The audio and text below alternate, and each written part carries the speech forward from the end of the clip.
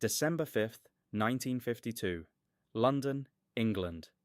The sun rises over a city that has survived the Blitz, survived Hitler's bombs, survived 6 years of total war.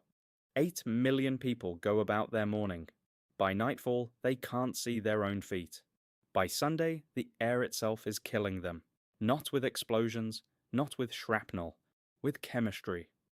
Over 5 days, a fog rolls into London and refuses to leave. It creeps under doors. It fills living rooms.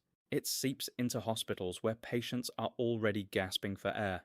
When it finally lifts on December 9th, the government counts 4,000 dead. But that number is a lie. The real toll?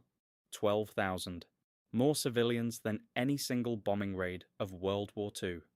And the British government's official explanation? The flu. This is the story of how coal smoke, cold weather, and a government cover-up created the deadliest air pollution event in history. Let's start with the weapon. Not a bomb, not a virus, a weather pattern. On December 4th, 1952, an anticyclone, a high-pressure weather system, parked itself directly over the Thames Valley. Normally, warm air from chimneys rises, cools, and disperses into the upper atmosphere. That's basic thermodynamics. But an anticyclone flips the script. It creates what meteorologists call a temperature inversion. A layer of warm air settles above the city like a lid on a pot. Cold, dense air gets trapped underneath. Nothing rises. Nothing escapes. London becomes a sealed container. Now fill that container. In 1952, London ran on coal. Not the good stuff either. After the war, Britain was broke. The high-quality anthracite, the clean-burning hard coal, that got exported to pay off war debts. What Londoners burned in their homes was a low-grade, sulfur-rich variety called nutty slack. Millions of fireplaces, all burning dirty coal, all pumping smoke into an atmosphere that can't flush it away. Add to that the coal-fired power stations lining the Thames, Battersea, Bankside, Fulham, Greenwich. Then throw in the diesel buses. London had just scrapped its electric tram system and replaced it with diesel. Every replacement bus was now a mobile smokestack. The numbers are staggering. Every single day of the smog, London pumped out 1,000 tons of smoke particles, 2,000 tons of carbon dioxide, 140 tons of hydrochloric acid, 14 tons of fluorine compounds, and 370 tons of sulfur dioxide. And here's the chemistry that turned fog into a killer. When sulfur dioxide meets water vapor, it forms sulfuric acid. The fog wasn't fog anymore. It was a low-hanging cloud of dilute acid. But it got worse. Each morning, the weak December sun would partially burn off the water in the fog droplets. The water evaporated. The acid didn't. What remained was concentrated sulfuric acid, suspended in the air at breathing height. Every breath Londoners took was pulling acid into their lungs. Friday, December 5th. The fog starts as nothing special. Londoners had lived with what they called pea soupers for centuries. Thick, yellowish fogs were practically a tourist attraction. Dickens wrote about them. Sherlock Holmes solved crimes in them. Fog was part of London's identity. So on Friday morning, nobody panicked. By Friday night, the fog thickened beyond anything anyone had seen. Visibility dropped to a few meters. The smog had a color, yellowish-green. It smelled of rotten eggs and coal tar. Tarry soot particles clung to clothing, to skin, to the inside of your throat. By Saturday, the city began to shut down. Buses stopped running. Cars were abandoned in the middle of roads. The only public transport still operating was the Underground, and it was overwhelmed.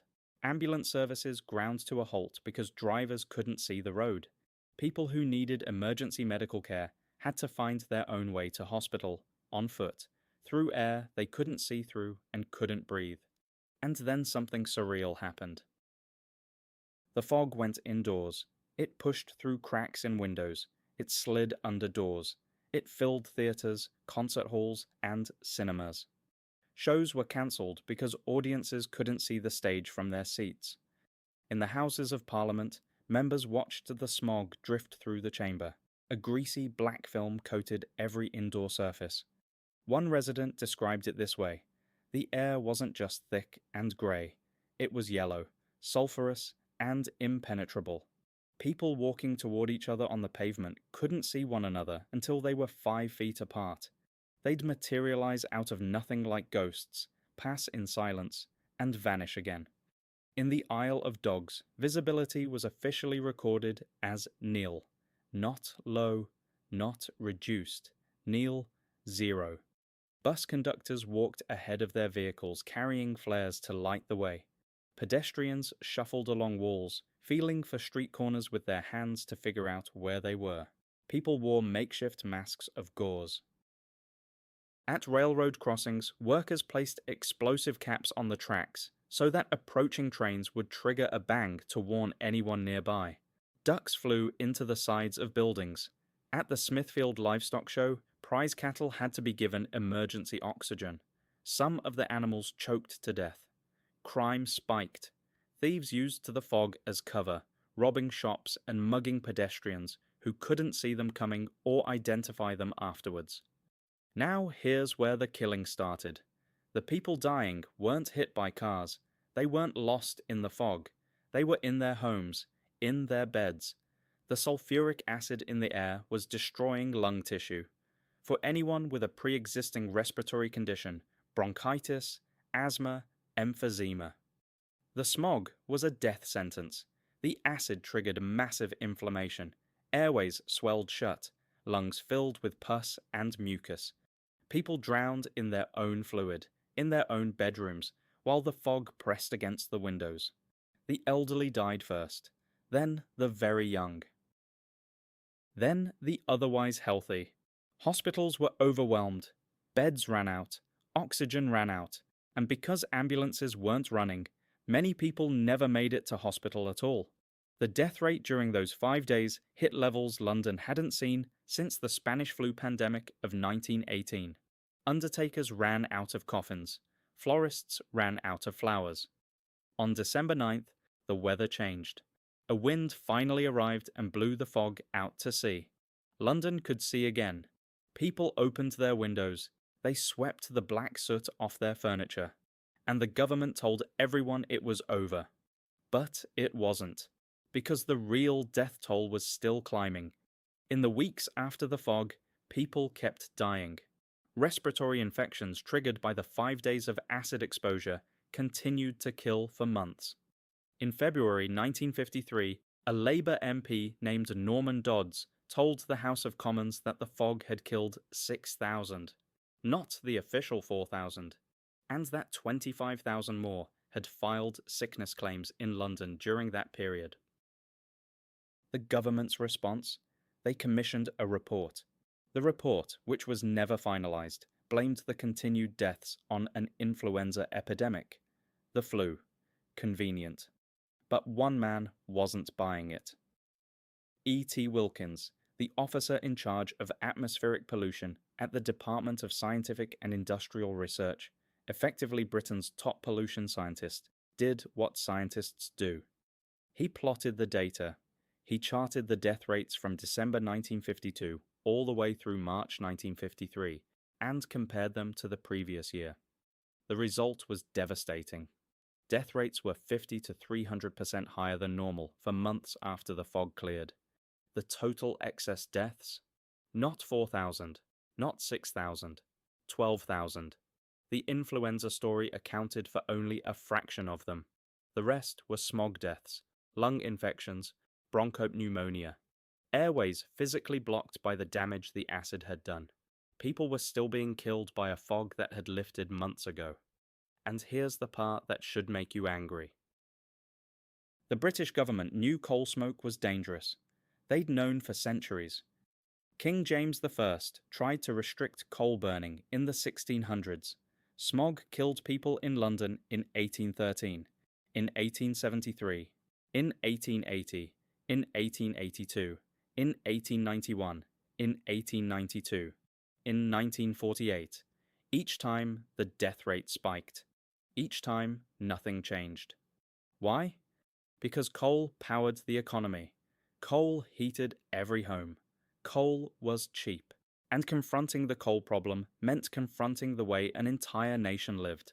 Winston Churchill was Prime Minister during the Great Smog. His government resisted action. They didn't want to challenge the coal industry during Britain's fragile post-war recovery. They didn't want to tell millions of households to stop burning the only fuel they could afford. So they blamed the flu, delayed, and hoped people would forget. People didn't forget. Public pressure mounted. In 1956, Parliament finally passed the Clean Air Act, the first comprehensive national air pollution law in history. It banned emissions of dark smoke. It created smokeless zones across London. It gave homeowners grants to convert from coal fires to gas or electric heating. The transition took years.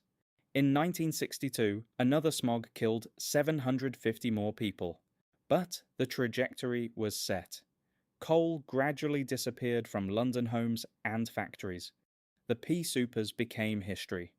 But here's the thing nobody talks about. The Great Smog of 1952 didn't just kill 12,000 people that winter. A 2012 study found that children who were exposed to the smog during their first year of life were 20% more likely to develop asthma in childhood and nearly 10% more likely to develop it as adults. Babies who were in the womb during those 5 days carried the damage for their entire lives. The fog didn't just kill, it left a scar on an entire generation's lungs. And the lesson? It took 12,000 dead to get one law passed. It took the worst air pollution disaster in recorded history to convince a government that the air people breathe actually matters. London's air is cleaner now. The pea soupers are gone. But London's air still kills. A 2019 study found that air pollution, mostly from vehicle exhaust, contributed to roughly 6,000 excess deaths in the city that year alone. The source changed. Coal became diesel. Chimneys became tailpipes. But the physics hasn't changed. The chemistry hasn't changed. Particles go in. Lungs break down. People die quietly, in their homes, and nobody calls it a disaster. December 1952 proved something that should terrify every city on Earth. You don't need an earthquake. You don't need a tsunami. You don't need a bomb. Sometimes the most lethal weapon is just the air. Ordinary air filled with ordinary pollution, trapped by ordinary weather. And a government that calls it the flu. End of briefing.